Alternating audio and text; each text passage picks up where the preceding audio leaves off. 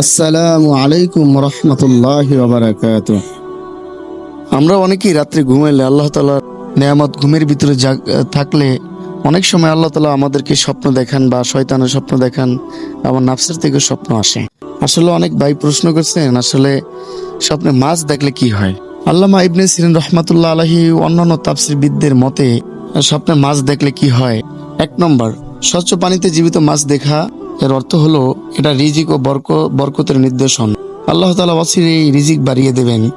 জ্যান্ত মাছ ধরতে দেখা, এটির অর্থ হলো এটি লাভজনক ব্যবসা ও সফলতা বা অসংখ্য ভালো খবর আসার ইঙ্গিত।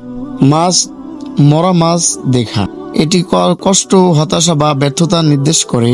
কারো প্রতি ভরসা করে হতাশ হওয়ার সম্ভাবনা। অনেক মাছ দেখা, এটার অর্থ হলো এটা সম্পদ ও সফলতা এবং সন্তানের সংখ্যা বৃদ্ধি বোঝাতে পারে। মাছ খেতে দেখা, এটি আল্লাহর নিয়ামত ভোগ করার দিকে ইঙ্গিত দেয়। তবে পচা মাছ হলে সতর্ক সংকেত। আর এই সবগুলো স্বপ্নের ব্যাখ্যা যদি আমরা একসাথে দেই সারসংক্ষেপে, তাহলে হলো জীবিত মাছ দেখা রিজিক ও সফলতা। মরা মাছ দেখার অর্থ হতাশ ও ক্ষতি। মাছ খেতে দেখা অর্থ হলো নিয়ামত ও ভোগ। অনেক মাছ দেখা অর্থ হলো সন্তান ও সম্পদ বৃদ্ধি পাবে। স্বপ্ন শুধু মানুষ রাতে দেখে, এই জন্য সব স্বপ্ন যদি সত্যি হবে এটা কিন্তু নয়।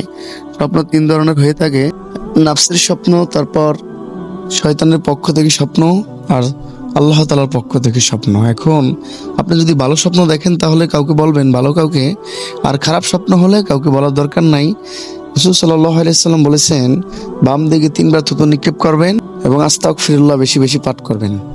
আর যদি আমার এই কথাগুলো ভালো লেগে থাকে, আমার চ্যানেলটাকে সাবস্ক্রাইব করে রাখুন এবং আমার জন্য দোয়া করুন, যাতে আপনার সম্পূর্ণ কথা বা যা কিছু হয় আমি যেন আপনার প্রশ্নের উত্তরগুলো দিতে পারি।